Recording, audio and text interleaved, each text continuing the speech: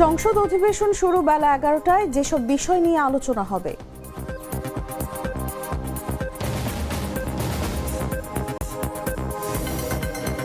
সারা দেশে একই প্রশ্নে এসএসসি এইচএসসি পরীক্ষা নেওয়ার ভাবনা।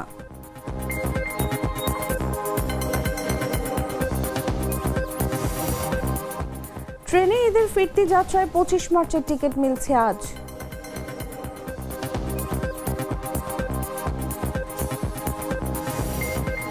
প্রতিরোধী ক্ষেপণাস্ত্র ফুরিয়ে আসছে, আতঙ্কে ইসরায়েল।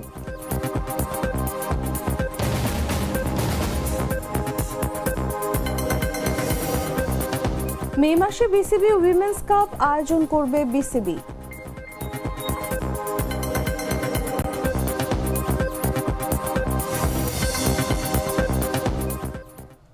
এতক্ষণ শুনছিলেন সংবাদ শিরোনাম। দর্শক আমন্ত্রণ বেলা 11টার সংবাদে, সাথে আছি আমি তাসলিমা তিথি। কররা কফি কঠিন স্বাদে হাইকে বলো বাই। চলে যাচ্ছি পুরো খবরে। ত্রয়োদশ জাতীয় সংসদের প্রথম অধিবেশন চলবে 30 এপ্রিল পর্যন্ত। গতকাল শনিবার দুপুরে জাতীয় সংসদের কার্য উপদেষ্টা কমিটির প্রধান বৈঠকে এ সিদ্ধান্ত হয়। গত 12 মার্চ শুরু হয় ত্রয়োদশ জাতীয় সংসদের প্রথম অধিবেশন। আজ রোববার দ্বিতীয় দিনের মতো অধিবেশন শুরু হবে 11টায়। দ্বিতীয় দিনের অধিবেশনে মন্ত্রিপরিষদ বিভাগ, বিজ্ঞান ও প্রযুক্তি মন্ত্রণালয়, মাধ্যমিক ও উচ্চ শিক্ষা বিভাগ, কারিগরি ও মাদ্রাসা শিক্ষা বিভাগ, প্রাথমিক ও গণশিক্ষা মন্ত্রণালয়, সমাজ কল্যাণ মন্ত্রণালয় এবং গৃহায়ন ও গণপূর্ত মন্ত্রণালয় নিয়ে আলোচনা হবে। এছাড়া জরুরি জনগুরুত্ব সম্পন্ন বিষয়ে মনোযোগ আকর্ষণের আওতায় প্রাপ্ত নোটিশ সমূহ নিষ্পত্তি হবে। একই সঙ্গে রাষ্ট্রপতির ভাষণ সম্পর্কে ধন্যবাদ প্রস্তাব নিয়ে আলোচনা হবে। চিফ হুইপ মোহাম্মদ নুরুল ইসলাম সংসদে এই বিষয়ে প্রস্তাব করবেন।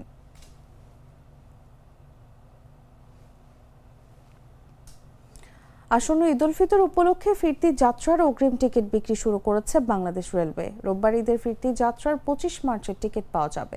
এছাড়া 26 মার্চের টিকিট 16 মার্চ, 27 মার্চের টিকিট 17 মার্চ, 28 মার্চের টিকিট 18 মার্চ এবং 29 মার্চের টিকিট 19 মার্চ পাওয়া যাবে। এবারের ঈদ যাত্রার শতভাগ টিকিট অনলাইনে বিক্রি হচ্ছে। বাংলাদেশ রেলওয়ের সিদ্ধান্ত অনুযায়ী যাত্রীদের টিকিট ক্রয় সহজলভ্য করার জন্য পশ্চিমাঞ্চলে চলাচলরত সব আন্তনগর ট্রেনের টিকিট সকাল 8টা থেকে এবং পূর্বাঞ্চলে চলাচলরত সব আন্তনগর ট্রেনের টিকিট দুপুর 2টা থেকে বিক্রি হচ্ছে।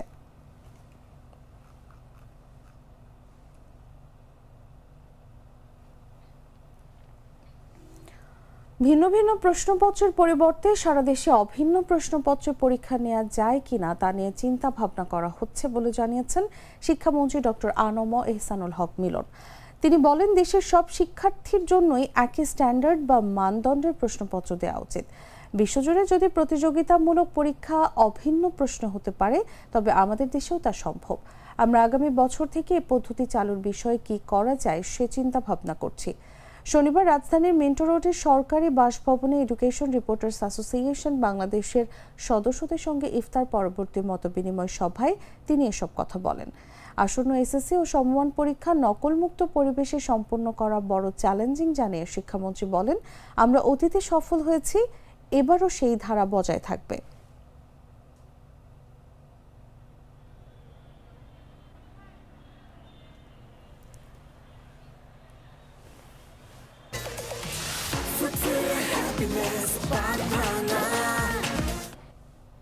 জানাবো আন্তর্জাতিক সংবাদ।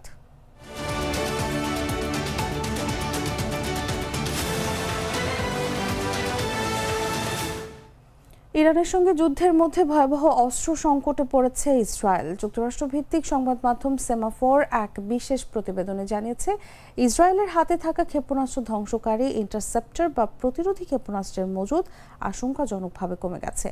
তেল আবিব এই চরম সংকটের কথা এরই মধ্যে ওয়াশিংটনকে আনুষ্ঠানিকভাবে জানিয়েছে। প্রতিবেদনে দাবি করা হয়েছে, চলতি সপ্তাহের শুরুর দিকে ইসরায়েল যুক্তরাষ্ট্রকে সতর্ক করে বলেছে, তাদের দূরপাল্লার ক্ষেপণাস্ত্র প্রতিরক্ষা ব্যবস্থা সচল রাখার জন্য প্রয়োজনীয় ইন্টারসেপ্টর ফুরিয়ে আসছে। মূলত গত বছরের মাঝামাঝি সময়ে ইরানের সঙ্গে শুরু হওয়া অস্থিরতার পর থেকেই ইসরায়েলের এই সামরিক সরঞ্জামের ঘাটতি তৈরি হয়েছিল। চলমান যুদ্ধে উপর্যুপরি ক্ষেপণাস্ত্র হামলার মুখে সেই সংকট এখন চরমে পৌঁছেছে। মার্কিন সংবাদ মাধ্যম সিএনএন-এর বরাতে জানানো হয়েছে, ইরান তাদের ক্ষেপণাস্ত্রের পাল্লা বাড়াতে এবং ইসরায়েলের প্রতিরক্ষা ব্যবস্থাকে ফাঁকি দিতে কিছু ক্ষেপণাস্ত্রে ক্লাস্টার মিউনিশন বা গুচ্ছ বোমা যুক্ত করতে শুরু করেছে।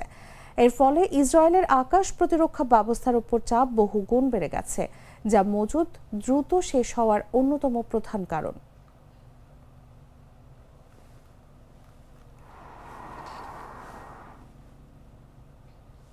সংবাদ শেষ করব খেলার খবর জানিয়ে।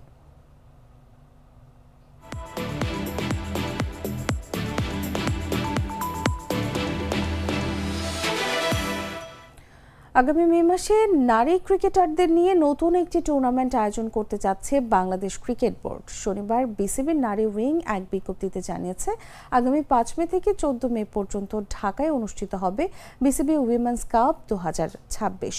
মূলত ঢাকা নারী প্রথম বিভাগ ক্রিকেট লিগে অংশ নেওয়া ক্রিকেটারদের খেলার সুযোগ করে দিতেই এই আয়োজন। টুর্নামেন্টে মোট 8টি দল অংশগ্রহণ করবে, যেখানে সুযোগ পাবেন 112 জন নারী ক্রিকেটার।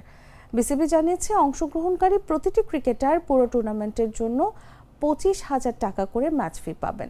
এছাড়া খেলোয়াড় এবং কোচিং স্টাফদের আবাসন ও যাতায়াতের সুবিধা নিশ্চিত করবে ক্রিকেট বোর্ড। টুর্নামেন্টে চ্যাম্পিয়ন দলসহ ব্যক্তিগত নৈপুণ্যের ভিত্তিতে বিভিন্ন ক্যাটাগরিতে প্রাইজ মানি ও পুরস্কারের ব্যবস্থাও রাখা হয়েছে। ঘরোয়া নারী ক্রিকেটের মান উন্নয়ন ও ম্যাচ প্র্যাকটিস বাড়ানোর লক্ষ্যে এই পদক্ষেপ নিয়েছে বিসিবি।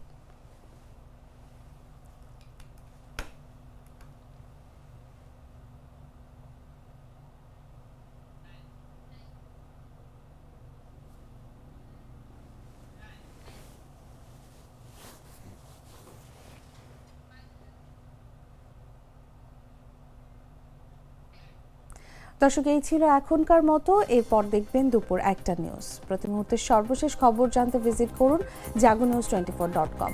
ফলো করুন আমাদের ভেরিফাইড ফেসবুক পেজ এবং সাবস্ক্রাইব করুন জাগো নিউজের ইউটিউব চ্যানেল। ধন্যবাদ সবাইকে।